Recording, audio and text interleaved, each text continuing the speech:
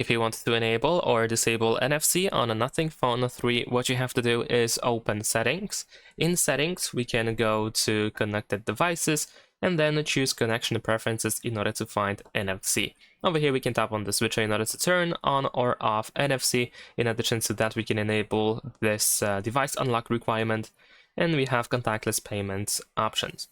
Besides that, NFC can be added to quick settings. Over here in quick settings, the NFC button might not be added by default, but you can tap on this pen icon on the right side in order to find it somewhere on this list, and you can just add it like so. And also you can create a widget in the home screen in case you need that. So you can press and hold your finger on an empty space in the home screen, go to widgets, then here we can find quick settings. So select it, and then we can add this, for example, 1x1 button. Let's add it to the home screen, and then over here you should be able to find NFC somewhere, I believe. Yeah, there we go. And there we go. Now we can use NFC. We can toggle NFC by just using this button. Thanks for watching. Leave a like and subscribe.